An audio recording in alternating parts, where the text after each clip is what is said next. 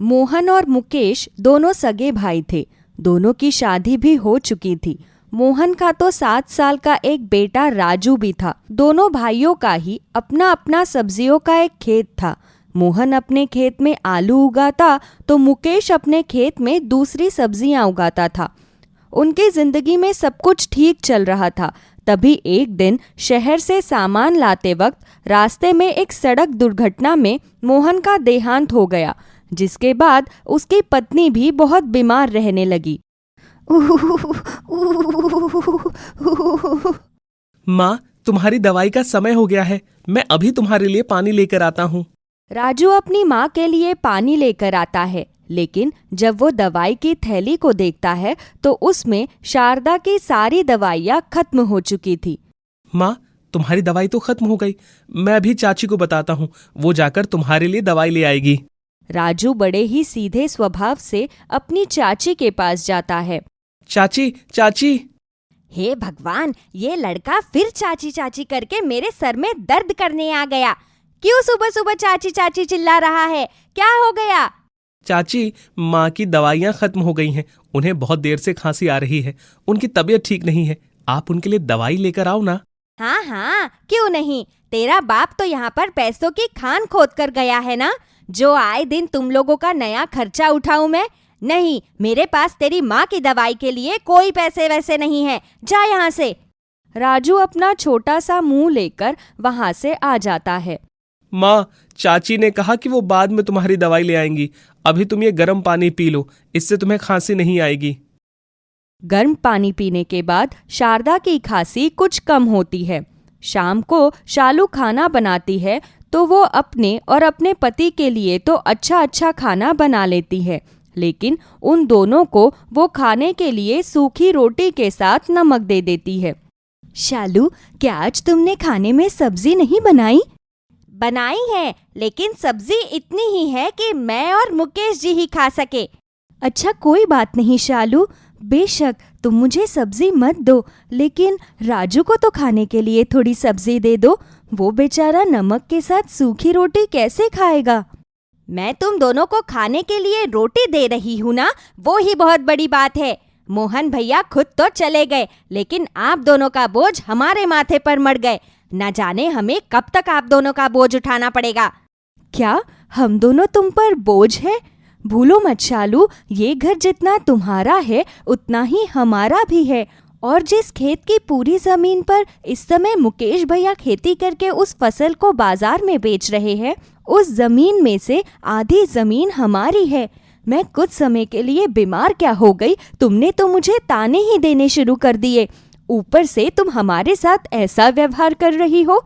कोई बात नहीं, एक बार मुझे ठीक हो जाने दो, उसके बाद तुम पर कोई भी बोझ नहीं रहेगा। मैं इस घर के 2 हिस्से करवा लूंगी, उसके बाद अपने बेटे के साथ जैसे तैसे रह लूंगी। तुम्हें हमें संभालने की कोई जरूरत नहीं है। शारदा की ये बात सुनकर शालू एकदम शांत हो जाती है। उस समय तो शारदा उसकी बात का कोई जवाब नहीं देती, लेकिन जैसे ही मुकेश घर पर आता है तो वो उससे कहती है, सुनिए जी, आपकी भाभी के दिमाग में बहुत कुछ चल रहा है। आज कह रही थी कि एक बार मेरी तबीयत ठीक हो जाने दो, उसके बाद तो मैं इस घर के 2 हिस्से करवा लूंगी। इससे पहले कि ऐसा कुछ करे, आप कुछ भी करके घर को अपने नाम पर करवा लो। मैं इस घर का एक छोटा सा हिस्सा भी किसी और को नहीं दे सकती। ठीक है भाग्यवान, तुम इन सब की चिंता मत करो, मैं सब कुछ संभाल लूंगा। दोनों पति पत्नी कुछ ऐसा करने वाले हैं, इसकी तो शारदा को भनक भी नहीं थी, और ना ही वो बेचारी पढ़ी लिखी थी। तभी एक दिन मौका पाकर मुकेश ने धोखे से जमीन के कागजात पर उसका अंगूठा लगवा लिया और उन दोनों को धक्के मारकर घर से निकाल दिया। बहुत बोल रही थी ना उस दिन कि एक बार मुझे ठीक हो जाने दे, उसके बाद मैं घर के 2 हिस्से करवा लूंगी। इसीलिए कहते हैं ज्यादा चालाकी अच्छी नहीं होती। एक ही झटके में निकाल दिया ना अब तुझे और तेरे इस बेटे को इस घर से बाहर। मैं कभी सपने में भी नहीं सोच सकती थी कि तुम दोनों इस हद तक गिर जाओगे। जब मैं इस घर में शादी करके आई थी तो मुकेश 15 साल का था। उसको अपने बच्चे की तरह पाला मैंने, लेकिन उसने भी ऐसा करने में थोड़ा सा भी संकोच नहीं किया। लेकिन एक बात याद रखना कि तुम दोनों ने जो किया है उसका फल तो तुम जरूर भुगतोगे। अगर आज मोहन जी जिंदा होते तो हमें कभी ये दिन नहीं देखना पड़ता। शारदा राजू को लेकर वहां से चली जाती है। वो गांव की नदी के किनारे एक झोपड़ी डालकर वहां पर रहने लगती है। हे भगवान, घर में खाने को अन्न का एक दाना भी नहीं है। राजू अभी घर पर आएगा तो मैं उसे क्या खिलाऊंगी। माँ, मैं आ गया माँ। देखो मैं अपने साथ क्या लेकर आया हूँ। अरे, तो ये इतने सारे आलू कहाँ से लेकर आ गया? इन्हें मैं अपने खेत से लेकर आया हूँ माँ। चाचा चाची ने धोखा करके हमारा सब कुछ छीन लिया, लेकिन असल में तो वो सब हमारा ही है। इसीलिए मैं खेत से छिपकर ये आलू ले आया हूँ। तुम इनसे आलू के पराठे बना लो। शारदा उन आलूओं से आलू के पराठे बनाकर तैयार करती है।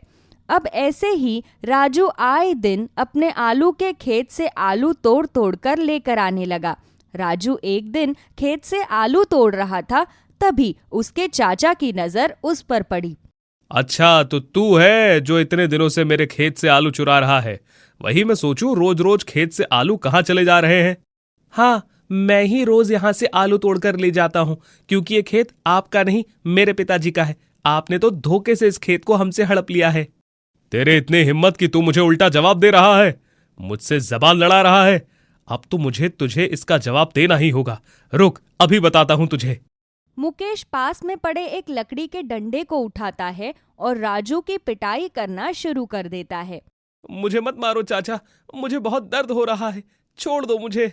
मुकेश राजू को इतनी बुरी तरह पीटता है कि राजू के शरीर पर डंडे की चोट से नील के निशान पड़ जाते हैं। तभी राजू की आवाज से आलू के खेत में सो रहे जादुई आलू की आंख खुलती है। अरे, ये इतनी जोर जोर से कैसी आवाजें आ रही है? अरे ये क्या? ये तो राजू है, लेकिन ये मुकेश इसे पीट क्यों रहा है? बोल, आज के बाद आएगा मेरे इस आलू के खेत में चोरी करने के लिए? बोल। नहीं चाचा, मैं यहाँ फिर कभी नहीं आऊंगा। मुझे छोड़ दो, मुझे बहुत दर्द हो रहा है। मुझे माँ के पास जाने दो। निर्दयी मुकेश, एक तो इसने पहले धोखे से इन लोगों से इनका सब कुछ छीन लिया, और अब इतने छोटे बच्चे पर इस तरह अत्याचार कर रहा है। आज तो ये मेरे हाथों से बचेगा नहीं। आज तो मैं इसको ऐसा सबक सिखाऊंगा कि ये जिंदगी भर उसे याद रखेगा। सुन है जादुई डंडे, जैसे ये निर्दयी मुकेश तुझसे मासूम राजू की पिटाई कर रहा है, वैसे ही अब तू इसकी पिटाई कर। जादुई आलू के इतना कहते ही वो डंडा मुकेश के हाथ से छूटकर उसी की जोरदार पिटाई करने लगता है। अब दर्द के मारे मुकेश जोर जोर से चिल्लाने लगता है। अरे ये क्या हो गया? कहीं इस डंडे में कोई भूत तो नहीं आ गया? ये अपने आप मुझे कैसे मार रहा है? क्यों मुकेश, कैसा लग रहा है मेरे जादुई डंडे से मार खाकर? तुझे मजा तो आ रहा है ना? देखो, अगर तुझे मजा नहीं आ रहा हो तो मैं तुझे पीटने के लिए कुछ और डंडे लगा देता हूँ। ये कौन बोला? मुझे तो लग रहा है कि सच में यहाँ पर किसी भूत की आत्मा है। कोई मुझे बचाओ, बचाओ। अब आया ना मजा बच्चू? जब खुद को डंडे पड़ रहे हैं तो दर्द का एहसास हो रहा है, वरना इतनी देर से इस मासूम बच्चे को पीट रहा था, तब तुझे इस पर जरा सी भी दया नहीं आई। अब जब तक तू मार खा खाकर बेहोश नहीं हो जाएगा, तब तक मेरा जादुई डंडा तुझे पीटता ही रहेगा। तुम जो भी हो, तुमने मेरी मदद की, उसके लिए तुम्हारा बहुत बहुत धन्यवाद। आखिर तुम कौन हो? तुम मुझे दिख क्यों नहीं रहे? अरे राजू, मैं तुझे दिखूंगा तो तब जब तुम मुझे देखोगे। जरा पलट कर देखो, मैं तुम्हारे पीछे ही खड़ा हूं। मैं हूं जादुई आलू। राजू जैसे ही पलट कर देखता है तो उसके सामने जादुई आलू खड़ा होता है, जिसके 2 छोटे छोटे हाथ पैर और 2 प्यारी प्यारी आंखें भी थी। अब तो देख लिया ना मुझे राजू? हाँ, मैंने तुम्हें देख लिया, लेकिन क्या तुम आलू के भूत हो? तुम्हारे तो मेरी तरह हाथ हैं, पैर हैं, तुम मुझसे बात भी कर सकते हो। चाचा सही कह रहे थे, तुम जरूर कोई भूत हो। अरे नहीं, मैं कोई भूत नहीं हूं राजू। मैंने तुम्हें बताया ना, मैं जादुई आलू हूं। इसीलिए मैं ऐसा हूं क्योंकि मेरे पास जादुई शक्तियां हैं। मैं जानता हूं तुम्हारे चाचा चाची ने तुम्हारे साथ बहुत गलत किया, लेकिन तुम चिंता मत करो, मैं तुम्हें तुम्हारा सब कुछ वापस दिला दूंगा। क्या तुम सच कह रहे हो? अगर तुमने ऐसा कर दिया तो मेरी माँ बहुत खुश हो जाएंगी। फिर मेरी माँ को किसी बात की कोई चिंता नहीं रहेगी। अरे तुम दोनों बाद में बातें कर लेना, लेकिन तुम अभी इस डंडे को रोको, वरना ये मुझे पीट पीट कर जान से ही मार देगा। रोको इसे। ये तो बस अब एक शर्त पर ही रुकेगा। तुमने अपने भाई मोहन का घर और खेत जो हड़प लिया है उसे इन्हें वापस करो, वरना ये डंडा तुम्हें पीटना बंद नहीं करेगा। ठीक है, मैं वादा करता हूं कि इन्हें इनका सब कुछ लौटा दूंगा। तुम इस डंडे को रोको। रुक जाओ जादुई डंडे। शुक्र है इसने मुझे मारना बंद किया। ज्यादा खुश मत हो, अभी के अभी जमीन के कागजात पर दस्तखत करके मुझे दो, वरना मैं तुम्हारा वो हाल करूंगा जो तुमने कभी सपने में भी नहीं सोचा होगा। मुकेश डर कर उन्हें उनका सब कुछ लौटा देता है। राजू अपनी माँ के पास जाकर उन्हें सारी बात बताता है और उन्हें वापस घर ले आता है। तभी जादुई आलू अपने जादू से उस घर के 2 हिस्से कर देता है। अब शारदा अपने बेटे के साथ सुकून से घर में रहती है। साथ ही वो घर का खर्च चलाने के लिए अपने आलू के खेत में आलू बोकर उन्हें बाजार में बेचने लगती है। जादुई आलू की मदद से उनकी जिंदगी में सब कुछ ठीक हो जाता है और वो खुशी खुशी अपनी आगे की जिंदगी जीने लगते हैं।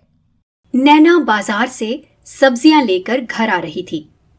तभी रास्ते में नैना को एक टोकरी दिखाई देती है। उस टोकरी में कुछ सोने की अरबी रखी हुई थी। अरे ये क्या, इस टोकरी में ये सोने की अरबी?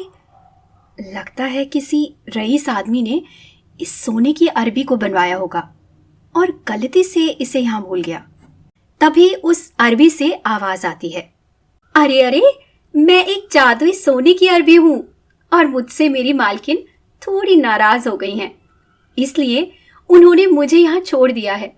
और जब तक मेरी मालकिन मुझे लेने नहीं आती, क्या तुम मुझे तब तक अपने घर में रख लोगी? क्योंकि मैं नहीं चाहती कि कोई भी गलत इंसान मुझे अपने घर ले जाए और मेरी जादुई शक्तियों का गलत इस्तेमाल करे। तुम जादुई सोने की अरबी हो और तुम्हें तुम्हारी मालकिन ने छोड़ दिया क्योंकि मैं कभी कभी जादुई शक्ति दिखाने में आलस कर जाती हूँ, इसलिए मेरी मालकिन मुझसे नाराज हो गई और उन्होंने मुझे इस बीच रास्ते में छोड़ दिया। इसलिए मैं चाहती हूँ कि तुम मुझे अपने घर ले जाओ, क्योंकि मैं अच्छे से जानती हूँ कि तुम बहुत अच्छी हो, तुम्हारा मन बहुत साफ है और वैसे भी मुझे लगता है कि मेरी जादुई शक्ति तुम्हारे भी बहुत काम आएगी। नैना एक गरीब थी और विधवा औरत थी और गरीबी में जैसे तैसे अपना जीवन जी रही थी। ससुराल में उसकी नंद काजल और सास ममता रहा करते थे। नैना उस जादुई सोने की अरबी को अपने घर ले आती है। नैना दिल की बहुत साफ थी। वह घर जाकर जादुई सोने की अरबी की मदद से घर में सभी के लिए अच्छा अच्छा खाना मंगवा लेती है। अरे ये तो बहुत सारे अच्छे अच्छे पकवान आ गए। तुम्हारा बहुत बहुत शुक्रिया जादुई सोने की अरबी। देखा मेरा कमाल, मैं तुम्हारी मदद बड़ी ही आसानी से कर सकती हूँ, लेकिन एक चीज का हमेशा ख्याल रखना, कभी भी मुझे कोई गलत इंसान हाथ ना लगाए, क्योंकि जिसके मन में लालच होगा या जो कोई मुझे गलत इरादे से मेरी जादुई शक्ति का इस्तेमाल करना चाहेगा, मेरी वो शक्ति उल्टी हो जाएगी। मेरी जादुई शक्ति हमेशा एक अच्छे इंसान और एक अच्छे काम के लिए ही इस्तेमाल होगी। मैं वादा करती हूँ कि कभी भी तुम्हारी जादुई शक्ति का गलत इस्तेमाल नहीं करूंगी और पूरी कोशिश करूंगी कि कोई भी तुम्हें गलत इरादे से चोरी करने की कोशिश न कर पाए। थोड़ी ही देर में नैना अपने पूरे परिवार को खाना परोसती है। सभी लोग खाना देखकर बड़े ही खुश हो जाते हैं। तभी नैना की सास बोलती है, ओ महारानी, इतना अच्छा अच्छा खाना कहाँ से लेकर आई तू? ऐसा कौन सा काम कर रही थी तू बाहर जो एकदम से लॉटरी लग गई? हाँ भाभी, इतना अच्छा खाना कहाँ से लेकर आई तुम? कहीं कोई चक्कर वक्कर तो नहीं चल रहा तुम्हारा? क्या पता तुम्हारे किसी बॉयफ्रेंड ने तुम्हें इतना अच्छा अच्छा पकवान लाकर दे दिया हो। नहीं नहीं दीदी, आप कैसी बातें कर रही हैं? मैं एक विधवा हूं और मुझे अपने दायरे अच्छे से मालूम है। तो फिर ये अच्छा खाना कहाँ से आया? हमारे घर में तो इतना राशन भी नहीं है कि तू ये सारे पकवान बना पाए। माँ जी, दरअसल बात यह है कि मुझे रास्ते में एक जादुई सोने की अरबी मिली थी। तो जादुई सोने की अरबी की मदद से ना मैंने ये सारा खाना मंगवाया है। आपको पता है माँ कि जादुई अरबी बहुत अच्छी है। वो हम जैसे गरीब लोगों की मदद करती है। लेकिन हाँ, जब कोई भी उस जादुई अरबी की जादुई शक्ति का गलत इस्तेमाल करेगा तो वह जादुई शक्ति गलत तरीके से काम करने लगेगी। कि क्या बकवास कर रही है? जरा मुझे दिखा कैसे काम करती है ये जादुई सोने की अरबी। नैना जादुई सोने की अरबी को वहां लेकर आती है और उस जादुई अरबी से अपने पूरे परिवार के लिए ताजी ताजी बर्फी मंगवाती है। जादुई अरबी सभी के लिए बर्फी प्रकट कर देती है। ये देखकर सास और नंद दोनों बहुत खुश हो जाती हैं। तभी सास बोलती है, अरे वाह बहू, पहली बार तूने कोई अच्छा काम किया है। ये जादुई अरबी तो सच में बहुत काम आएगी। अब तूने ये बात हमें तो बता दी, लेकिन बाहर किसी को इस बारे में मत बताना, वरना हर कोई इसे चोरी करने के बारे में सोचेगा। हाँ माँ जी, आप बिल्कुल भी चिंता मत करो, मैं अब किसी को नहीं बताऊंगी इस बारे में।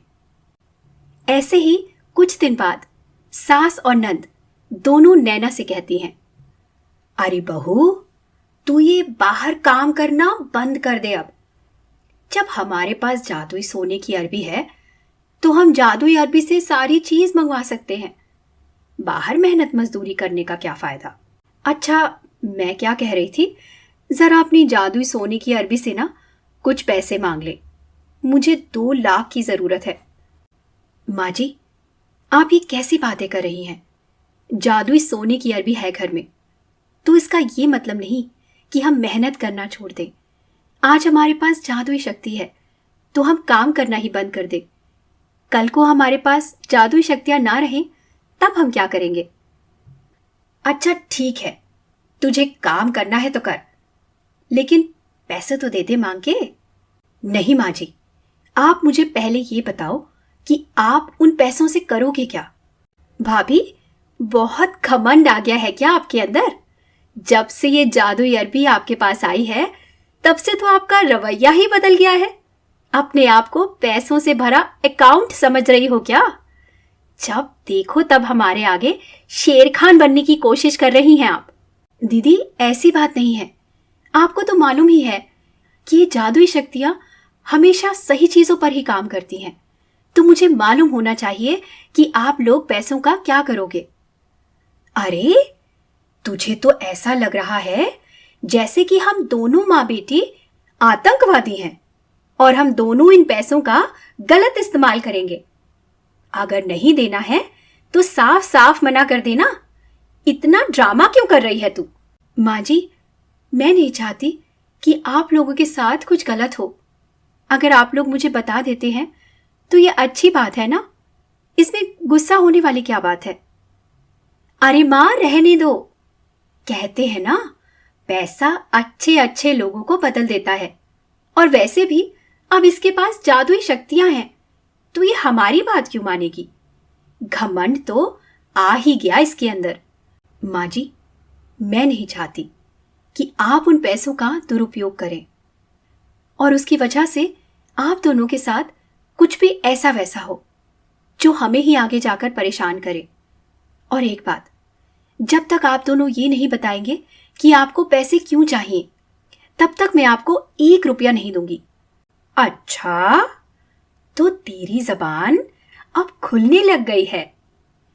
तेरे पास जादुई अरबी क्या आ गई, तू भूल ही गई कि मैं तेरी सास हूं। माँ जी, मैं जानती हूं कि आपको मेरी बातें बुरी लग रही हैं और आप मुझे माफ भी करना।